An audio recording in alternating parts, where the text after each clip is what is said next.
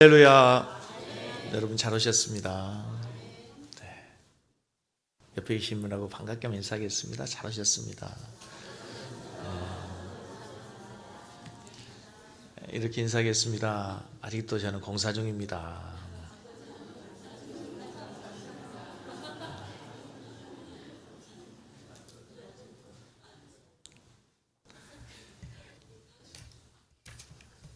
어제 저녁에 축구 보셨어요?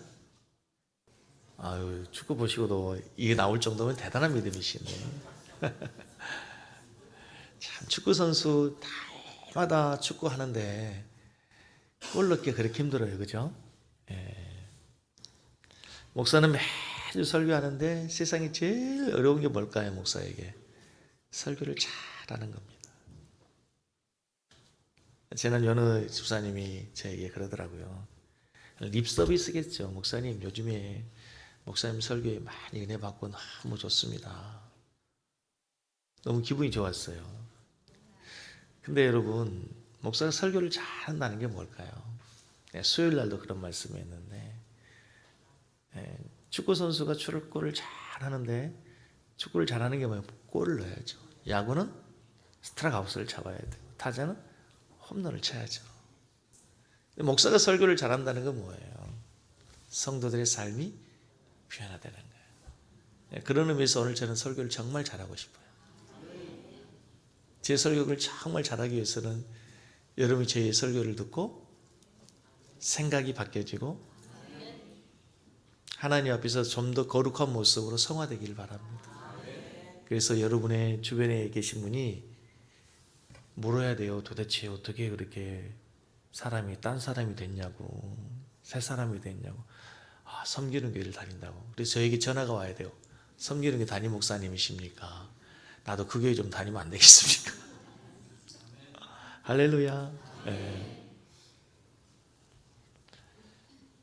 우리 모두는 다 완벽한 교회를 꿈꾸고 좀 더 좋은 교회를 찾아다닙니다. 하지만 여러분, 이 세상에 완벽한 교회가 있을까요? 기독교 역사 가운데 가장 이상적이고 역동적이고 완벽한 교회 시대가 있었다면 우리가 초대교회라 얘기합니다. 1세기 초대교회는 역사상 존재했던 교회들 가운데 가장 완벽했던 교회라고 얘기를 합니다. 그래서 우리가 교회 표를 만들 때 초대교회로 돌아가자 이런 얘기들을 자주 합니다. 하지만 여러분, 초대교회도 완벽한 교회는 아니었습니다. 여러분 성경을 자세히 보시면 초대교회였던 갈라디아 교회, 벌써 그때의 영지주의라고 하는 잘못된 이단들이 들어와서 교회 지도자였던 사도 바울을 공격하고 분쟁하는 교회가 됐습니다. 뿐만 아닙니다. 여러분 잘 아시는 고린도 교회는 말할 필요도 없습니다. 얼마나 많은 문제가 있는지 바울파, 게바파, 아볼로파, 그리스도파 파당으로 나눠지고 우상 숭배의 문제, 제사의 문제, 그리고 심지어는 음행의 문제, 근친상간이 이루어질 만큼 음행이 심각했던 교회가 고린도 교회였습니다. 가장 완벽했다고 얘기하는 예루살렘 교회는 어땠나요? 사도행전 2장, 3장, 4장이 그렇게 아름다웠던 교회가 6장에 가면은 헬라파 유대인과 히브리파 유대인이 서로 자기의 친한 그 민족에게 더 많은 구제를 해야 된다고 주장하면서 분쟁하기 시작합니다. 예루살렘 교회도 파당과 분쟁과 다툼이 있는 교회였어요. 여러분 잘 아는 기쁨의 서신이라고 여기는 빌립보서에 보면 빌립보 4장 2절에 보면 내가 유오디아를 권하고 순두개를 권하노니 같은 마음을 품으라. 같은 마음을 품으라고 권면한 이유는 뭐예요? 같은 마음이 아니라는 거죠. 서로가 잘났다고 자기 주장을 하는 가운데 다툼과 분쟁이 있었다는 거예요. 이런 말들을 통해서 우리들이 내리는 결론은 뭡니까? 세상에 완벽한 교회는 없습니다. 왜 그럴까요? 교회는 죄인들이 모이는 곳이기 때문에 그렇습니다. 그래서 교회가 불완전하는 거예요. 교회는 누가 모여요? 교회는 누가 모여요? 여러분 제가 한 가지 가르쳐 드릴게요. 정말 교회는 죄인들이 모인 겁니다. 그래서 말도 많고 탈도 많고 그래서 불완전하는 거예요. 제가 여러분 늘 말씀하죠. 여러분들이 완벽한 교회를 찾는데 완벽한 교회 찾거든 절대 그 교회 가지 마세요. 예? 여러분 때문에 완벽한 교회가 깨진다니까.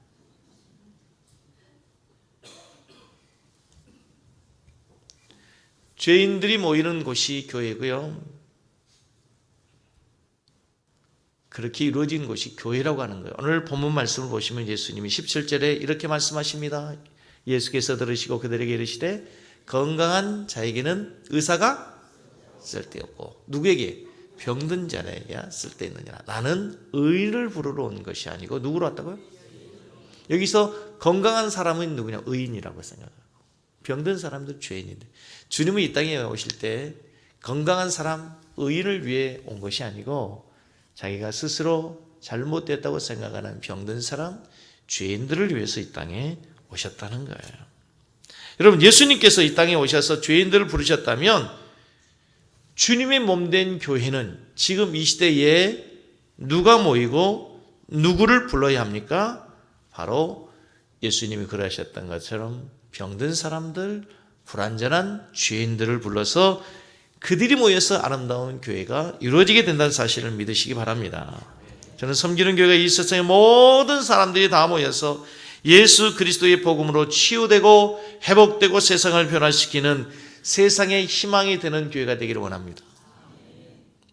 죄인들이 모인 곳이 되어야 된다라고 하는 말은 죄인들이 모이는 곳으로 문제가 있는 것으로 끝나는 것이 아니라 절망으로 끝나는 것이 아니라 그들이 복음으로 변화되어서 초대 그리스도인들이 세상을 변화시키고 로마를 복음화시켰던 것처럼 그런 능력 있는 그리스도인으로 바뀌어져야 될 줄로 믿습니다. 사진을 한 장 띄워줘 보세요. 이 그림은 강풍이 자주 부는 미국 서부 해안에 키가 아주 크게 자라는 쇠카이어 나무 군락이 있는 캘리포니아 국립공원입니다. 여기는 세계에서 가장 큰 나무들이 모여 있는 곳이라고 합니다. 나무가 크죠? 이보다 더 큰 나무 하나 있는데 이 나무가 크기가 얼마나 되냐면요. 키가 위로 하늘로 84m 그리고 지름이 11m 그리고 나무의 둘레가 31m라고 합니다. 대단하죠? 저 나무의 연수가 어느 정도 되는가 하면 2300년에서 약 2700년 됐답니다. 자이언트 쇠카이어 나무는 키가 대단히 크고 부피도 넓기 때문에 바람의 저항, 강풍의 영향을 엄청 받겠죠. 제가 바람이 얼마나 무서운지를 알았냐면요. 우리 교회 그 옥탑에 옥상에 보면 십자가 탑이 새로 지어졌잖아요. 그게 12m짜리입니다. 근데 그 12m에 3.6m 정도 되는 탑을 하나 세우는데요. 이제 구조 계산을 할 거 아닙니까? 바람의 풍압을 견뎌야 되니까. 그 전문가들 구조를 계산하는데 25cm짜리 빔을 6개를 세우다 8개를 세워야 되는 8개. 12m 정도밖에 안 되는데. 근데 여러분 84m에 이 30m가 넓은 이 나무가 강풍을 견디려면 도대체 힘이 얼마나 많이 필요하겠습니까? 그것도 2000년 동안 얼마나 많은 각가지 강풍과 태풍이 있었겠습니까? 그것도 해안가이기 때문에 얼마나 강했습니까? 그래서 식문학자들이 도대체 궁금했습니다. 저 쇠카이어 나무는 얼마나 땅속 깊숙이 뿌리를 박아야 저 큰 나무를 강풍에 지탱할 수 있을까? 궁금하겠죠. 그래서 식문학자들이 연구했습니다. 그리고 뿌리를 확인했습니다. 그런데 놀라운 사실은 이 뿌리들이 생각만큼 그렇게 깊지 않더라는 거예요. 그럼 도대체 어떻게 큰 나무가 저렇게 지탱될 수 있었을까? 저 나무의 특징은 홀로 자라지 않고 꼭 여럿이 군락을 이루어 숲을 이루고 있다는 거예요. 그래서 뿌리를 파보니까 모든 뿌리들이 서로 이 나무 저 나무들이 다 엉켜가지고 완전히 하나의 나무처럼 뿌리가 되어 있다는 거예요. 그래서 군락을 이루는 그 많은 나무들이 아까 다시 한번 처음 보여드려보세요. 이 모든 나무의 뿌리들이 하나로 되어 있다는 거예요. 처음 사진 한번 다시 보여줘 보실래요? 그래서 이 나무들이 아무리 큰 강풍일지라도 2000년을 변함없이 나무가 자리를 지킬 수가 있었다는 거예요. 제가 지난주에 어떤 글을 보다가 저 기사를 보고 그렇구나. 교회가 그렇습니다. 교회는 믿는 성도들의 무리, 부르심을 받은 하나님의 백성의 공동체입니다. 한 사람 한 사람이 복음 안에서 성령으로 하나 되는 공동체가 바로 교회입니다. 교회는 절대로 개개인 혼자가 아니라는 겁니다. 서로에게 연결되어 있어요. 그런데 여러분, 우리 성도 한 사람은 얼마나 연약합니까? 얼마나 초라합니까? 얼마나 쉽게 무너집니까? 사단의 유혹 앞에, 세상의 유혹 앞에서 얼마나 우리가 쉽게 무너지고 쓰러지고 나약한 모습으로 실패할 때가 많습니까? 하지만 여러분, 교회가 공동체로 성도가 하나가 되면 하나님의 말씀과 은혜로 믿음으로 성령으로 하나 되면 이제 사단의 유혹도 이기고 세상의 유혹도 이기고 사단의 공격에도 든든히 세워져 가게 될 줄로 믿습니다. 그래서 세상을 변화시키고 하나님의 나라를 세우고 우리 교회 표처럼 세상을 변화시키는 교회가 되는 거예요. 초대교회가 그랬습니다. 여러분 잘 아시는 초대교회 보면은요, 예수를 믿는다는 이유 하나 때문에 얼마나 많은 핍박이 있습니까? 유대인들의 핍박뿐만 아니라 노바의 핍박이 있습니다. 감옥에 가기도 하고 태장에 맞기도 하고 그렇죠. 때로는 언영 경기장에서 짐승의 사나운 짐승의 밥이 되어 죽어가기도 하지만 쓰러지지 않습니다. 하나가 되니까 오히려 그 강력한 세계 최강국 로마를 복음으로 변화시키게 되는 줄로 믿습니다. 이게 교회입니다. 이게 바로 복음의 능력이에요. 죄인들 한 사람 한 사람, 연약한 성도 한 사람이 모여서 복음 안에 변화되고 성령 안에서 하나 돼서 우리가 세상을 바꿔나가는 능력 있는 교회가 되기를 원합니다. 지난 시간 예수님은 치유하시는 예수님, 죄를 사하시는 예수님을 보았어요. 그렇죠? 마가복음 1장에서 예수님께서 지난주에 죄를 사하시는 권세가 있는 것을 보이시기 위해서 중풍병자를 치유하시는 모습을 보았습니다. 오늘 본문에서는 죄를 사하시는 예수님이 구체적으로 어떻게 죄를 용서하시는가를 보여주시는 장면이에요. 오늘 14절 보시겠습니다. 14절을 보겠습니다. 또 지나가시다가 알피오 아들 레위가 세관에 앉아있는 것을 보시고 그에게 이르시되 나를 따르라 하시니 일어나 세관에 앉아있는 것을 보셨다. 세관에 앉아있다. 이 앉아있다는 단어가 참 중요한 단어인 게요, 그냥 의자에 여러분이 앉아있는 것처럼 이런 앉아있는 것을 의미하는 것이 아닙니다. 어떤 삶의 거처를 얘기할 때 아니면 어떤 영향력 있는 자리, 위치를, 영역을 얘기할 때 앉아있다 그러잖아요. 높은 데 앉아 계셔 라고 얘기할 때 그때 의미는 영향력 있는 영역, 그의 삶의 거처를 얘기하는 거죠. 그러므로 레위가, 알피오 아들 레위가 세관에 앉아있는 것을 보았다는 얘기는 그가 세관에서 영향력 있는 사람으로 자리하고 있다는 것을 보았다는 거예요. 그런데 예수님께서 누구를 보셨어요? 세리를 보았어요. 당시에 세리는 어떤 존재였는지 굳이 설명할 필요가 없을 정도로 우리가 잘 아는 사실이죠. 로마는 대제국을 이루기 위해서 늘 전쟁을 해야만 했습니다. 전쟁을 치르기 위해서 필요한 것이 군인이죠. 그래서 군사력을 유지하기 위해서는 막대한 예산이 필요하죠. 그 많은 군인들을 먹여야 되잖아요. 그리고 전쟁 물자를 만들기 위해서는 많은 국방비가 필요해요. 그래서 로마의 가장 혹독했던 것이 바로 여러분 잘 아시는 세금 정책입니다. 늘 어느 나라든지 지배하면 그 지배한 나라에서 많은 세금을 착취해 가는 것이 지배국들의 원칙이죠, 원칙. 로마가 당시에 정상적으로 걷는 세금에는 여러 가지가 있는데 대표적인 세 가지. 인두세, 사람의 머리에 따라서. 우리로 얘기하면 주민세죠, 주민세. 토지세. 그리고 수익에서 가져가는 소득세. 근데 이 세금 외에 로마가 만들어 놓은 세금이 뭐냐면 그 지역을 관리하는 세리들에게, 세금 공무원들에게 자율적으로 걷어서 쓸 수 있도록 만들어 놓은 관세, 관리들이 거둘 수 있는 관세를 넣었어요. 이게 문제가 됐어요. 사람들은 다 욕심이 있죠. 그래서 그 관세를 통해서 자기의 부를 축적하기 위해서 많은 세대들이 착복하기 시작했어요. 부조리를 저지르기 시작했어요.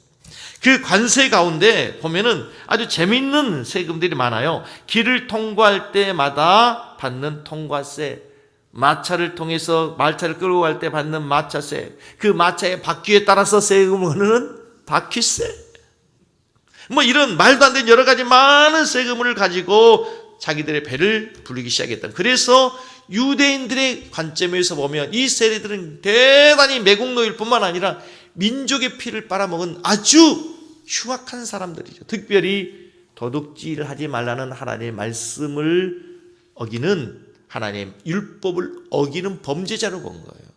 그래서 그들을 어느 정도 취급했냐면 상기들과 같은 레벨로 취급을 한 거죠.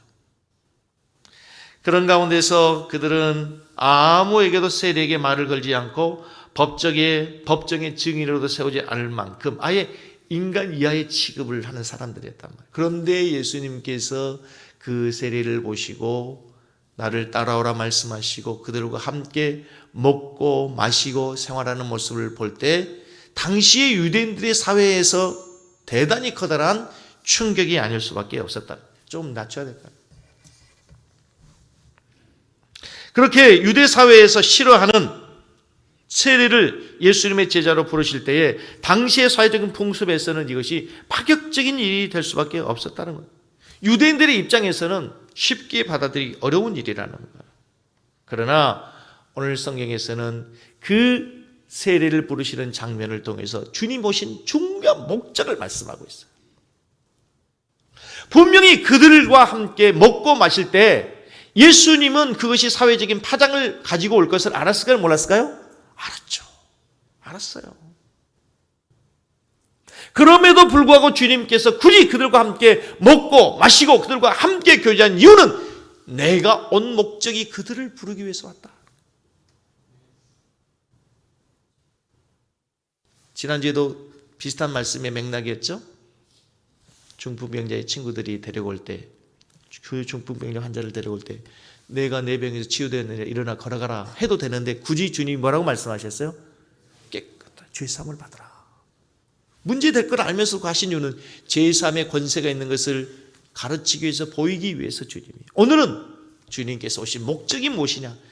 죄인을 부르러 오신 거예요. 여러분, 이 말씀이 얼마나 소망의 말씀이고 얼마나 다행인지 아십니까? 여러분, 주님이 이 땅에 의인을 부르러 오셨다면 이 자리에 설 수 있는 사람이 몇 사람이 되겠습니까? 주님이 의인을 부르러 오셨다면 주님 앞에 당당히 와서 내가 주님 앞에 설 수 있다고 고개를 들 수 있는 사람이 이 세상에 몇 사람이나 되겠습니까? 그러나 우리 주님께서 이 땅에 오신 목적이 내가 의인을 부르러 온 것이 아니다. 내가 죄인을 부르러 왔다. 그 말씀의 은혜 때문에 오늘 여러분과 제가 이 자리에 있게 됐다는 사실을 믿으시기 바랍니다. 주님은 이 땅에 오셨을 때 그 누구도 자격과 조건을 내걸지 않으셨습니다. 누구든지 누구라도 수고하고 무거운 짐진 자들아 다 내게로 오라. 주님은 자격을 두지 않아서, 그래서 오늘도 여러분과 제가 이곳에 주님의 제자로 하나님의 백성으로 서게 된 줄로 믿습니다. 여기에 하나님의 은혜가 있어요. 하나님 오늘 우리의 어떤 외적인 조건을 보지 않으시고 우리를 불러주셔서 하나님의 자녀로 삼아주셔서 우리가 이곳에 있게 됐다고 하는 것이에요. 그래서 하나님 은혜라고밖에 고백할 수 없는 거죠.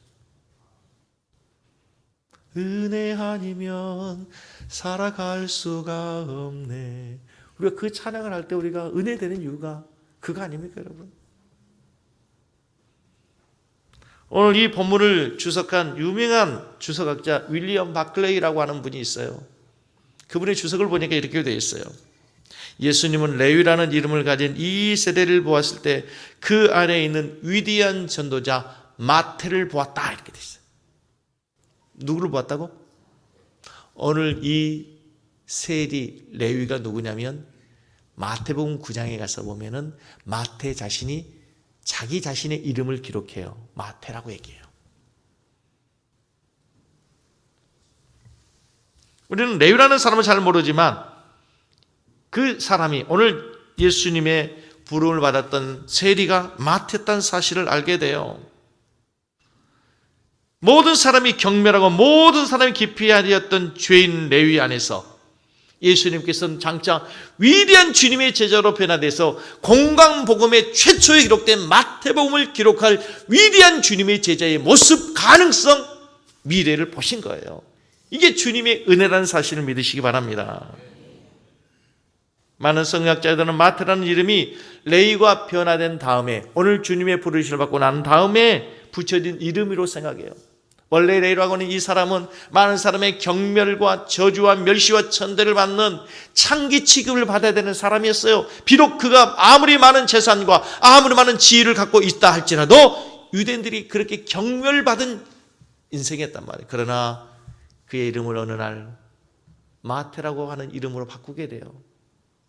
마태란 하나님의 선물이라는 뜻이에요. 하나님의 선물이에요. 자기 인생을 돌아보니, 주님을 만나고 보니 자기 인생에 한없이 고맙고 감사한 하나님의 축복의 선물이라는 것으로 고백하게 되는 거예요. 우리가 그렇지 않습니까, 여러분? 주님을 만나기 전에 다 우리가 우리의 삶에 대해서 감사가 없고 만족이 없었던 우리의 삶에 어느 날 우리가 주님을 만남으로 주님이 우리의 인생 가운데 우리의 마음속에 오신 이후에 우리가 한결같이 고백한 게 뭡니까? 하나님 은혜라고, 주님의 축복이라고 고백하지 않습니까, 여러분? 여러분, 오늘 레위였던, 세리였던 레위가 변화되어서 그가 이대한 주님의 제자가 되고 난 다음에 그가 관리 아니었습니까?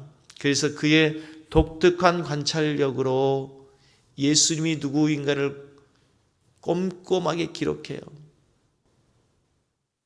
그 예수님이 구약 성경에 약속하신 하나님의 메시아, 하나님의 아들이라고 하는 사실을 마태복음에서 기록하면서 구약 성경에 기록된 대로 예언된 그 메시아다, 메시아다, 구약 성경을 이루려 하심이라, 이루려 하심이라, 이렇게 기록하고 있단 말이에요. 주님은 우리의 현재를 보지 않고 우리의 가능성과 우리의 미래를 보시고 우리를 부르신 줄로 믿습니다.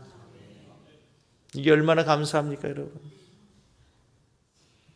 시몬 베드로의 경우도 마찬가지입니다. 베드로의 체질로 보면, 성질로 보면 얼마나 다혈질적인 사람입니까? 얼마나 충동적입니까? 얼마나 격정적이고 믿을 수 없는 실수투성입니까, 여러분? 그런데 예수님께서 그 시몬을 부르면서 내가 너를 장차 뭐하리라? 개발하리라. 반석이라고 할 것이다. 어디 베드로에게 반석이란 단어가 어울리긴 합니까? 순간적으로 실수하고 감정적으로 행동하는 그를 향해서, 그럼에도 불구하고 주님께서 장차 위대한 하나님의 교회의 반석 기초가 될 걸 보시고 너를 개발하리라. 그럼 실제로 그가 실수하고 예수님을 3번이나 부인하고 저주까지 했지만 성령을 받고 난 다음에 그가 초대교회의 위대한 하나님의 교회의 기둥이 되고 기초가 되고 반석이 된 줄로 믿습니다.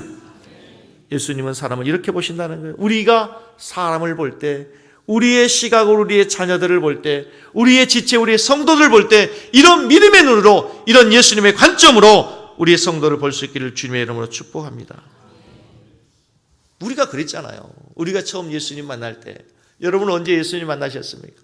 초등학교 때, 아니 뱃속에서 어머니 태아에서부터 다닌 사람이 중학교, 고등학교 학창 시절에, 아니면 20대, 30대, 40대에 부름을 받은 우리의 각자의 모습이 다를지 모르지만 그때 우리의 모습이 오늘 레위와 같았어요.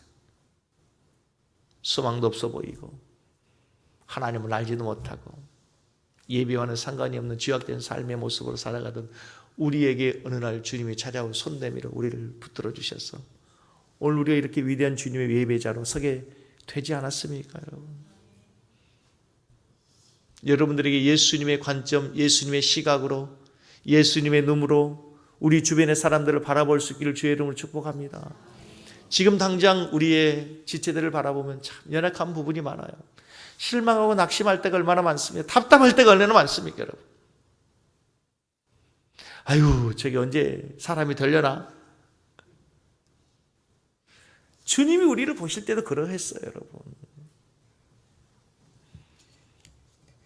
사랑하는 성도 여러분, 여러분들 우리의 형제들을, 우리의 지체들을 바라볼 때 예수님의 시각으로, 예수님의 눈으로, 관점으로 바라볼 수 있길 주의 이름으로 축복합니다. 때로는 내게 상처를 주고 때로는 나에게 손해를 끼치는 그 사람일지라도 우리가 그런 관점으로 우리의 지체들을 바라봐야 된다는 거예요. 왜 우리가 형제나 이웃에게 불평이 생겨나고 왜 우리가 쉽게 정죄한 줄 아세요? 내 생각으로 보기 때문에. 자, 오늘 바리새인들이 예수님이 바라봤던 그 세리와 레위들을 어떻게 봅니까? 오늘 15절 말씀해 보세요. 15절 말씀.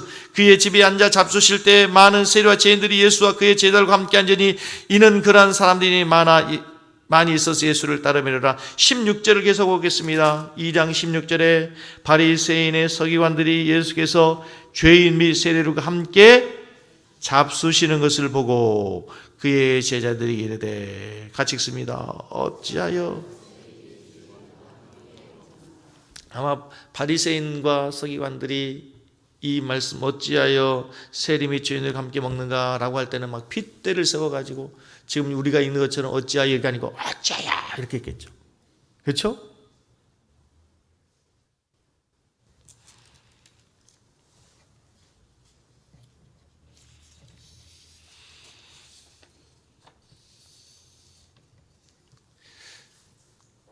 서론 부분에도 말씀을 드렸던 것처럼 당시에 바리새인들의 관점 그리고 유대인들의 풍습에서는 죄인들과 특별히 세리와 함께 밥을 먹고 교제하고 하는 것은 그들의 관점에서 당연히 비판과 그리고 정죄의 대상이 될 수가 있습니다. 그러나 여기서 우리가 중요한 것은 실제로 우리의 삶에서도 이러한 문제로 인해서 크게 고민하고 갈등할 때가 많아요. 잘못된 전통과 습관임에도 불구하고 그 습관대로 따라갈 것인가, 아니면 진리와 새로운 개혁과 생명의 길을 갈 것인가 말이죠. 그렇죠. 하나님의 형상대로 지은 하나님의 모든 이 땅의 백성들은 다 하나님의 사랑의 대상이고 구원의 대상이라는 사실을 믿으시기 바랍니다.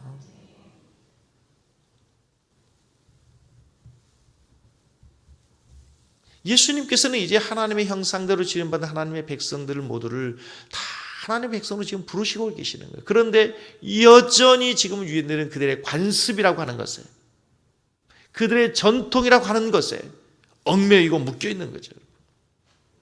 오래전에 조선일보 이규태 코너에 나오는 호랑이 죽이기라는 제목의 글을 읽은 적이 있어요.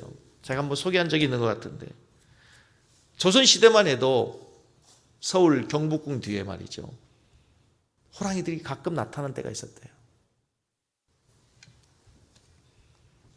태종 때의 일입니다. 김덕성이라는 공신이요 명사수가 임금님의 가장 측근에서 임금의 경호를 맡고 있었습니다. 우리 경호실장이 경호실장. 어느 날 태종이 후원을 거닐고 있는데 호랑이 발소리가 들리고 호랑이가 접근해 오는 거예요. 임금은 알지도 못하는 가운데 김덕성이 보게 됩니다. 김덕성이 단 한 발로 적중시켜서 위기 일발의 상황 속에서 임금을 구합니다. 오늘날 우리 같으면 대해석 특필 언론에 대해서 KBS, MBC, SBS, YT에 나와가지고 취재하고 어떻게 그렇게 호랑이를 한 방에 명중시켜서 임금을 구할 수 있었냐고 공신으로 번쩍번쩍 계급장 달아주면서 1계급, 2계급 특진하고 난리 났어요. 그렇죠? 그런데 조선시대는 이게 큰 조정에서 문제가 됐어요. 감히 어떻게 임금을 향해서, 전하를 향해서 화살을 겨눌 수 있냐 이거야. 당시에 지금 임금이 위기에 빠졌으므로 그 김덕성의 이 화살의 식률력은 우리가 다 알지 않느냐?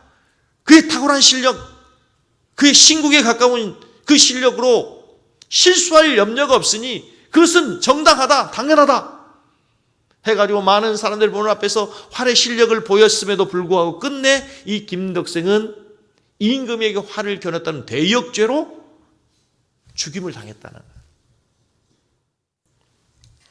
여러분, 때때로 우리 주변에서 일어나는 많은 일들이 조금 비율은 다를지 모르겠지만요, 정말로 어떤 명분 때문에, 사실보다도 명분 때문에 논쟁하고 다투고 토론하고, 그래서 우리의 에너지를 우리의 은사를 소비해버릴 때가 얼마나 많습니까, 여러분? 지금 예수님께서는 무엇보다도 중요한 사람의 생명을 구하기 위해서 죄인이었던 그도 주님에게 돌아오면 하나님의 나라에서 얼마나 기뻐하는지, 하나님이 가장 기뻐하는 그 영광스러운 잔치를 바라보면서 그를 지금 초청하고 있음에도 불구하고 아직도 유대인들은 자기들의 전통이라고 하는 것에, 관습이라고 하는 것에 얽매여 있는 거죠. 오늘 본문에 등장하는 바리새인들이 바로 그런 사람들이었어요. 그때 주님께서 유명한 말씀하세요. 조금 전에 우리가 봤던 17절 말씀. 건강한 자에게는 의원이 쓸데없고 병든 자에게야 쓸데있느니라. 너는 가서 내가 긍휼을 원하고 제사를 원하지 아니하노라 하신 뜻이 무엇이니 배우라. 내가 의인을 부르러 온 것이 아니고 누굴 부르러 왔다? 죄인을 부르러 왔다. 여러분, 오늘 예배드리면서 우리가 우리의 교회에 대해서 다시 한번 분명히 해야 됩니다. 교회가 이 땅에 존재한 이유가 뭡니까? 죄인을 구원하기 위해서입니다. 여러분, 세상에는 두 종류의 사람이 있습니다. 죄인과 의인. 근데 그 두 차이가 무엇인지 아십니까? 하늘만큼 땅만큼 큰 차이가 있는 것이 아니고요. 간단합니다. 내가 의롭다고 생각하는 사람 의인입니다. 내가 죄인이라고 생각하는 사람 죄인인 거예요. 오늘 이 자리에서 우리가 예배드리면서 하나님 앞에 여러분의 모습은 과연 죄인으로 서 있습니까? 아니면 의인으로 서 있습니까? 저는 여러분들이 하나님 앞에서 늘 하나님의 은혜를 구하고 긍휼과 자비를 구하는 죄인의 모습으로, 연약한 모습으로 설 수 있기를 주의 이름으로 축복합니다. 그런 자들에게 주님의 은혜가 있는 거죠. 저는 우리 교회가 세상의 모든 사람들 다 품어주는 큰 교회 되기를 원합니다. 사람의 크기가 뭐로 결정되나요? 사람의 신장으로 되고 있습니까? 사람의 신장으로 되는 것이 아니라 얼마나 많은 사람을 품을 수 있느냐. 나와 다른 사람, 나와 생각이 다르고 나와 의견이 다르고 모든 것이 나와 다른 그 사람을 얼마만큼 품을 수 있느냐, 이게 사람의 큰이라고 생각해요. 그런 의미에서 교회도 마찬가지예요. 교회가 어떤 교회가 큰 교회, 어떤 교회가 좋은 교회입니까? 여러분, 교회는 동호회가 아닙니다. 동호회는 뭡니까? 자기가 좋아하는 사람들끼리 모이는 거죠. 취미가 같은 사람, 운동을 좋아하는 사람, 낚시 좋아하는 사람, 꽃꽂이 좋아하는 사람, 취미가 같은 사람끼리, 좋아하는 사람들끼리 모이는 거예요. 그게 동호회예요. 교회는 동호회가 아닙니다. 교회는 세상의 모든 사람이 다 모이는 거예요. 우리 교회가 더 큰 교회, 더 좋은 교회가 되기는 여러분과 생각이 다르고, 여러분과 취미가 다르고, 취향이 다르고, 신앙의 컬러가 다른 모든 사람도 다 하나로 모여지는 교회가 되기를 원합니다. 할렐루야. 목사님 낯저 집사님 싫어요.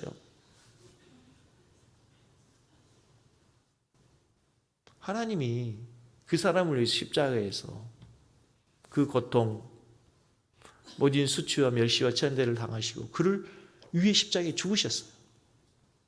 내가 함부로 정죄할 수 없고, 내가 함부로 판단할 수 없고, 내가 함부로 비판할 수 없는 이유로 그를 위해서 주님이 죽으셨기 때문에. 많은 사람들은 다 자기의 생각들을 가지고 신앙생활을 합니다. 그러나 우리의 생각이 아니라 주님의 생각으로, 주님의 마음으로 여러분의 시각과 관점이 바뀔 수 있기를 축복합니다. 여러분, 교회 안에서 내 수준에 미치지 못하는 사람들이 있다는 것 때문에 때로는 속상하고 마음 아프고 힘들어한 적이 있으시나요? 내가 왜 저런 사람과 함께 신앙생활을 해야 되는지 라고 하는 것 때문에 고민하고 회의한 적이 있으시나요? 그렇다면 돌아봐야 됩니다. 내 시각과 관점이 과연 예수님의 관점인지, 죄송하지만 바리새적인 관점인지.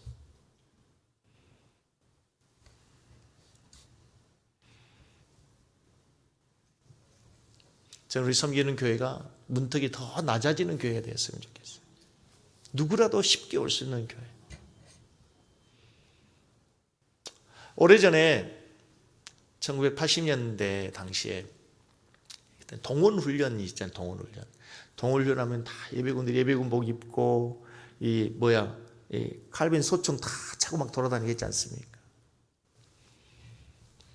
그때 어느 교회 목사님이 그 교회 예배당을 잘 짓고 나서 당회에서 우리 교회를 이 예배당을 동원훈련 예비군 모이는 장소로 쓰면 어떻겠냐고 안건을 내놓고 당회가 발칵 뒤집었습니다.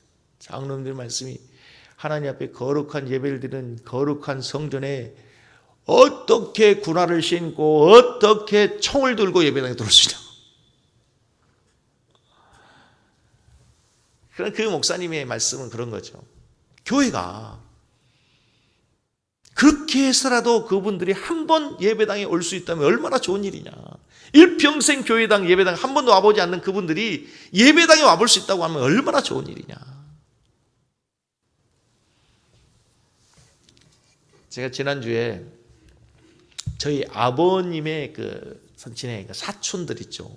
고모 또 이렇게 당숙모들 이렇게 모시고 제가 식사를 한 끼 대접을 했습니다. 식사 대접을 하고 이제 우리 교회 제 목양실에 모시고 와서 우리 교회 새신자들에게 드리는 한국 도자기 컵도 하나 드리고 이렇게 차도 마시고 대화하고 하면서 제가 그랬어요. 고모님 교회 다니세요? 교회를 다니시는 분도 있지만 안 다니고 와 이래저래 뭐 교회 안 다니고 나는 교회 안 다닌다고 그래도 교회 다니셔야 된다고 그러고 나서 고모님 그래도 정수가 설교하는 예배당에 가서 한번 교회를 보고 가야 되지 않겠냐고 그랬더니 다 오셨어요. 뭐 이제 이런 얘기 저런 얘기 여기 우리 장로님 앉으신 자리에 다 이렇게 하셔가지고 고모 예수님가 기도 한번 하면 되겠어요? 그랬더니 우리 조카 우리 정수 목사님이 기도하는데 기도를 해야지. 제가 기도했습니다. 하나님 우리 고모가 참 교회를 오셨습니다. 정말 축복의 발걸음이 되게 해주시고 꼭 내가 만난 예수님 만나서 천국 갈 수 있게 해주십시오. 그랬더니 아멘 어디서 배워가지고 하시더라고요. 어디서 배웠느냐 아멘 하시더라고요. 어디서 배웠냐고 했더니 나도 그런 건 다 알아 그러시더라고요. 중요한 거는 그거예요. 중요한 거는 교회가 문턱이 낮아져 죄인들이 오는 곳이에요. 죄인들이 다 부족하고 이렇게 그래서 제가 처음 시작하면서 뭐라고 했어요? 옆에 계신 분에게 다시 한번 얘기해 주세요. 아직도 공사 중입니다. 아니 저보고 하지 말고 옆에 계신 분에게 해주시라고. 여러분 광고 드립니다. 저도 아직 공사 중입니다.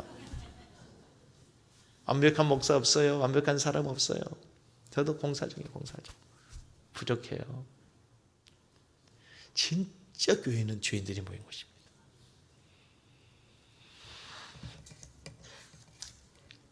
오늘 본문 말씀에 보면은요, 예수님께서 2장 14절에 보면 이 알페의 아들 레위가 세관에 앉아 있는 것을 보시고 그에게 이르시되 뭐라고요? 나를 따르라.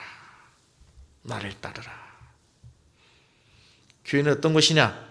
죄인들이 모여서 머물러 있는 것이 아니고 죄인들이 예수님을 따라가는 곳이에요.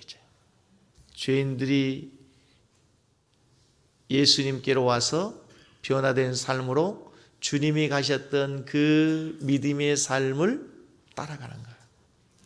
저희 친구 목사님의 그 카톡 프로필에 보면은요, 참 제가 은혜 받았던 프로필이 있어요. 나도 그 길을 가오 이렇게 됐어요.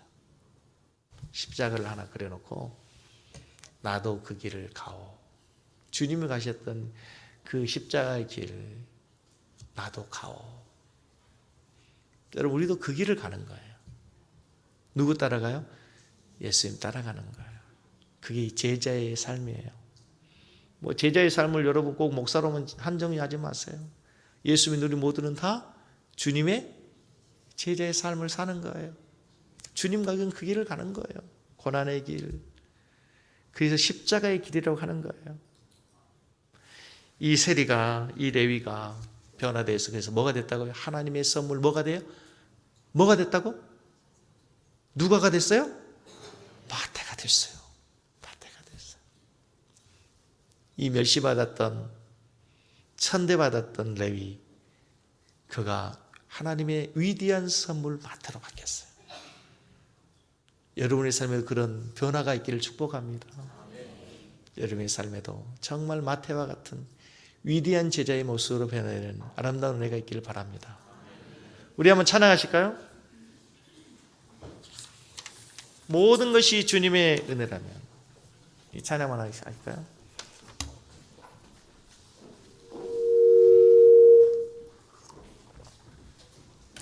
싱어들 소리가 조금 줄어들 것 같네요. 자, 모든 것이 주님의 은혜라면 찬양하고 기도하시겠습니다. 우리 모든 성도들이 정말 하나님 앞에서 연약함을 고백하고 나약함을 고백하고 하나님의 은혜를 구할 때 하나님은 더 큰 은혜를 우리에게 주실 줄로 믿습니다. 주님, 내가 죄인입니다. 우리 모두를 다 존경하고 인정하고 사랑할 수 있게 해주십시오. 하나님, 무엇보다 내가 이 길을 믿음으로 따라가게 하여 주시옵소서. 찬송하며 기도하겠습니다.